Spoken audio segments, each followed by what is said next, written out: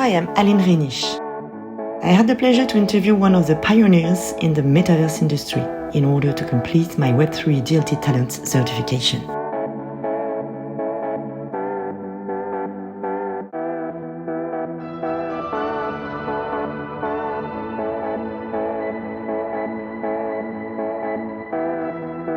My name is Sébastien Borget. I'm the COO and co-founder at The Sandbox, as well as the president of the Blockchain Game Alliance. I'm 39 years old, father of two children, and I graduated from an engineering school in France called Télécom Sud Paris, so a background in network and telecommunication. Following my graduation and after an exchange program at the Chinese University of Hong Kong in 2007, I went on quite straight into the world of entrepreneurship, always in the industry of like new technologies, and together with my business partner Arthur Madrid, we co-founded together three companies. The first one was in peer-to-peer technology, using BitTorrent to help video-on-demand websites, sport events, and catch-up TV to save on their costs while distributing high-definition content, video-on-demand.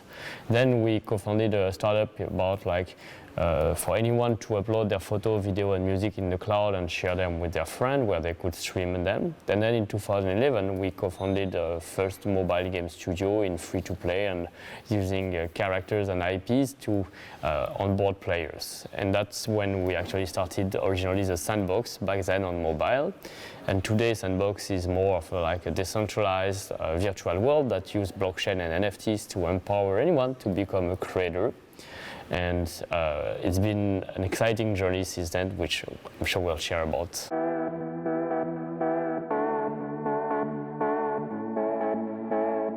In 2018, the technology, the blockchain available was essentially Ethereum. We looked at other blockchain and more importantly the ecosystem around them, and we essentially didn't find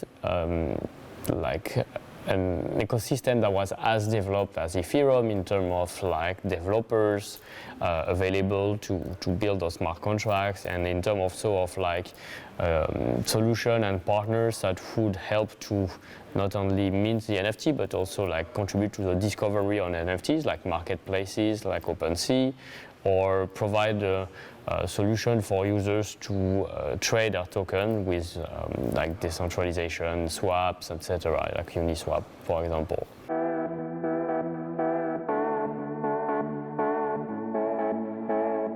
Now Sandbox is more than a game. It's really a platform. It's composed of various tools. The first tool is called VoxEdit. It's a 3D editor where you can make some sort of Lego, digital Legos. That's what voxel as a 3D pixel stands for, and you can modelize and animate. Then we have a game maker, that's no code, where you can use all the content assets you created and start interacting them with component behaviors to build your own adventures and experiences and game and much more. Then we have the map, where you can buy a parcel of digital land, virtual land, and use it to publish your experience that other users with their avatar can access.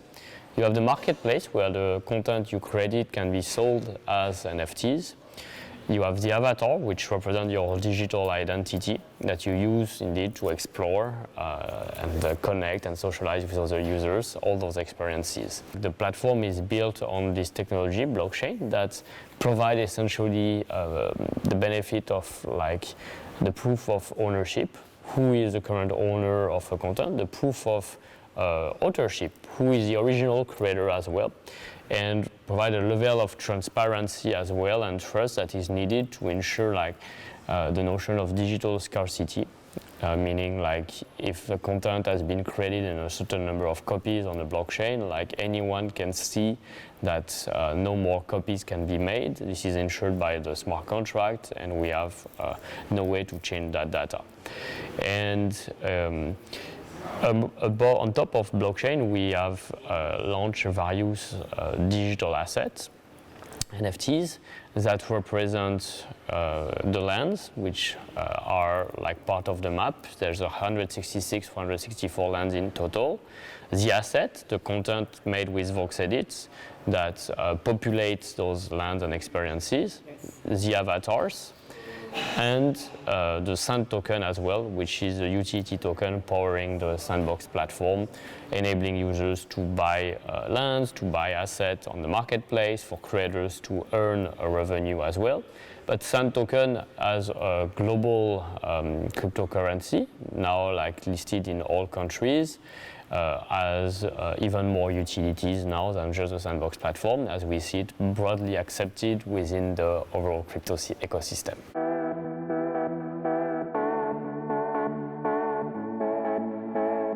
The key of like using NFTs is always, and the Sand as a medium of exchange on the Sandbox platform, is that it is a token that empowers the creator's economy in Sandbox. So when you buy content, an asset from another creator, that creator receives 95% of the revenue generated directly by the blockchain on his wallet. The 5% it is called the royalties, is being kept by the Sandbox platform and then being divided. On one side, half of it goes to the Sandbox to keep developing the platform, etc. And the other half is being reinvested in the Sandbox Foundation that supports the ecosystem with grants for creators, with rewards for players, and staking rewards. Okay. When two users buy from each other an asset in a peer-to-peer transaction, that's now possible thanks to blockchain, the transaction fee as well and the royalties goes back to the original creator. So the creator does not earn only the first time an asset is being sold, but every time two users are exchanging an asset.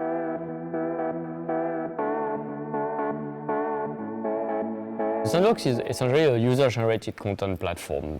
As I was said, like the Metaverse needs content, and it will be 99% user-generated content.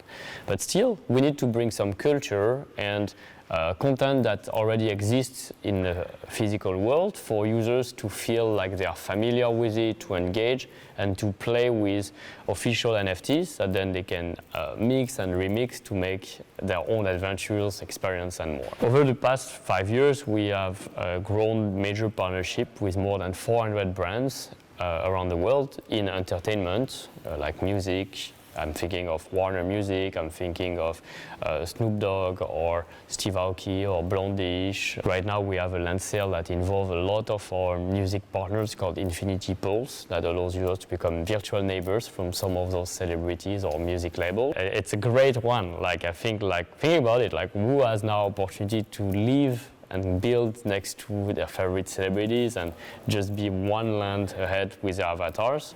We have had gaming. I mentioned Atari, Square Enix, Ubisoft, Tap Nation, Cut the Rope, of course Rabbids as a key partner. Sports, we had brands like Adidas who acquired land, fashion and luxury, Gucci, media, Time Magazine. And like you say, it's very global. So something that also makes Sandbox quite unique is like we have over 12 offices around the world and teams that brings local partners and bring them into the Metaverse. So I just come back from Singapore, from India, where we have, or Turkey, where we have local partners. I'm thinking of SM Entertainment, a major K-pop label, or in Hong Kong, the MTR for Subway, and even in France, we definitely have local partners who acquire lands like Carrefour, like Havas Play, like Celio. I think we have music DJ like Agoria and various content that shows like the great diversity of content that the Metaverse will be offering for the users to explore.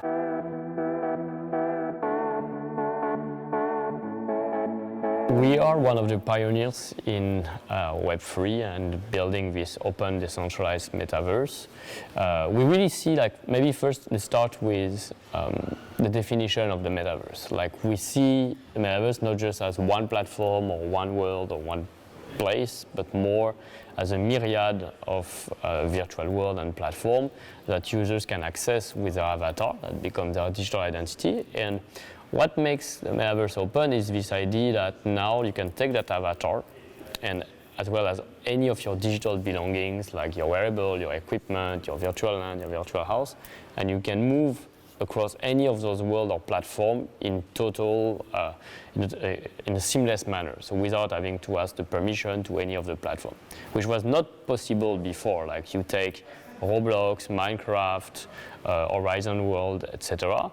Those are closed walled garden places that act in silo, and when you create content or you create an avatar there, you cannot transfer it to another user or you cannot use it across those worlds. So we don't, within the Web3 ecosystem, I would say like we are really seeing a network effect when users come into another application or world, because those users can move freely across other thanks to their wallet.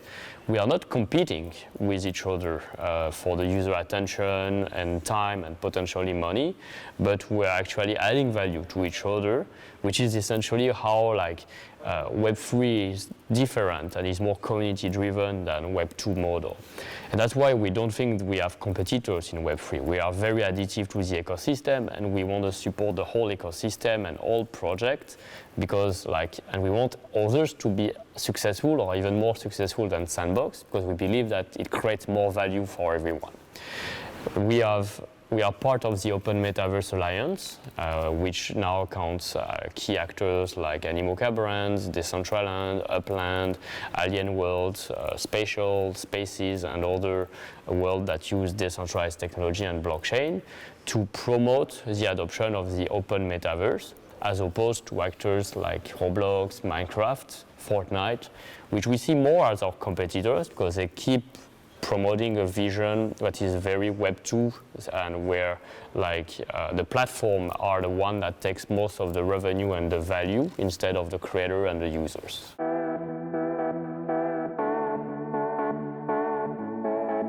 Ubisoft, Square Enix, Atari, etc. They're all interested to understand the new possibilities that blockchain offers for developing new gaming experiences. And Sandbox is a very creative platform, user-generated content platform. But in general, like when you look at the App Store and Google Play Store and the business model of free-to-play games, it is a business model that is not really aligned with benefiting the end users. Like the developers are usually monetizing those games by having in-app purchase, selling virtual goods, selling virtual currencies that users pay with actual real money.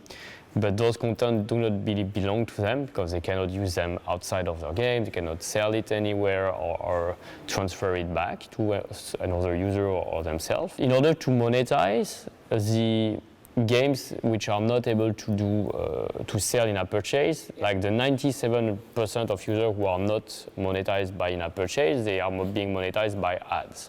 What does it mean to serve ads to those users? It means that actually the developer implement SDK to track the user behaviors within the application. So the user data is being collected without their consent and being sold to advertising platform, so that in exchange, advertisers are going to target them with other product or the application, and hopefully hope that users will click to install an application, so then they could charge the developer with a fee for that, a cost per install, cost per acquisition. Exactly.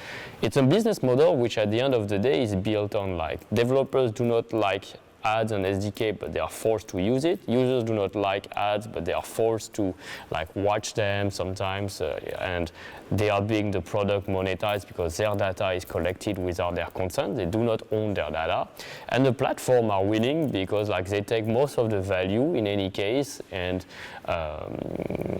do not redistribute it fairly toward the users who contribute by spending money or spending time. So Web3 is an alternative model where the incentives are more aligned for the players, the developers, creators, and the platform as well.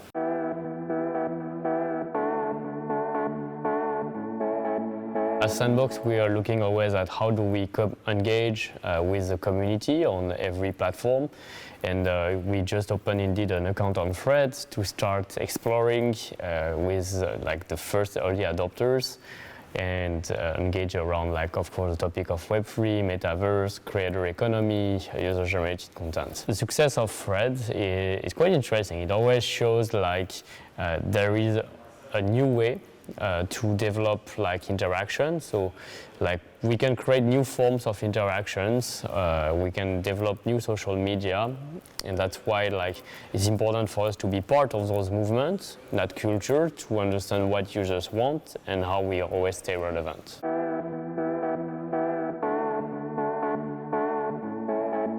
We see the Metaverse really as a global digital nation without borders. It's a chance to build this virtual world from scratch and on like the basis of more inclusivity, diversity, and equalities of chances for people. So we want to make sure that all cultures, all regions of the world are being represented, get a chance to sit at the table, and to bring those local cultures to a global audiences for like more openness.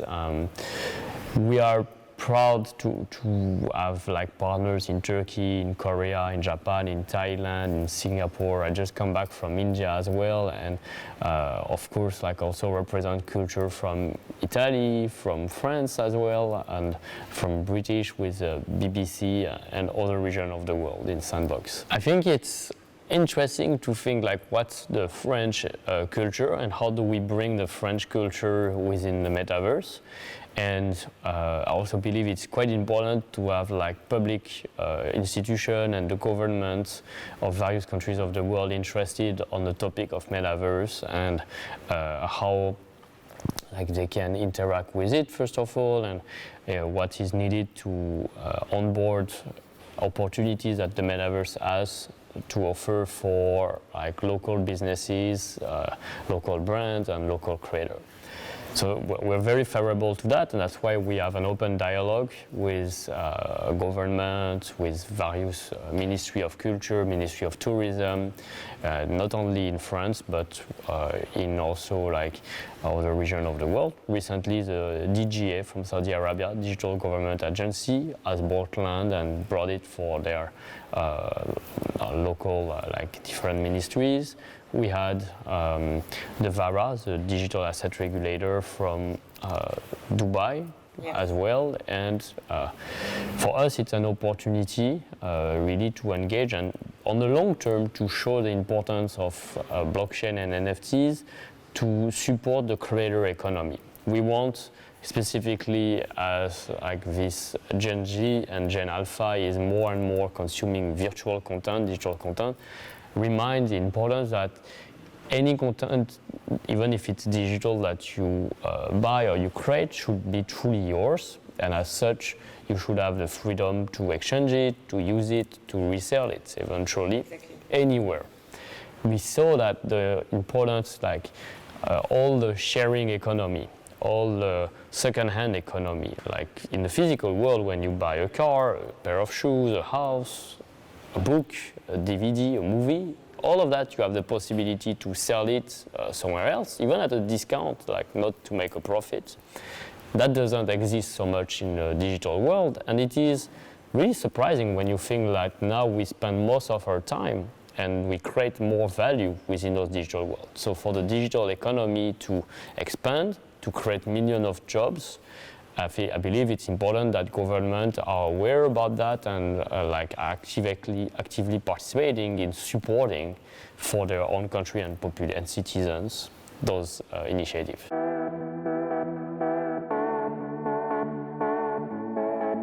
Our main priority is, after Sandbox being open in alpha, having all the creation tools available for artists and content creators to build, and having launched some experiences during events or season, is to truly open the Metaverse as any of the landowners in Sandbox, and there's more than 23,500, will be able to publish directly their content, their experience on the map, and start opening access, engaging their community, and even eventually monetize it as they want. So that will be happening by end of Q3.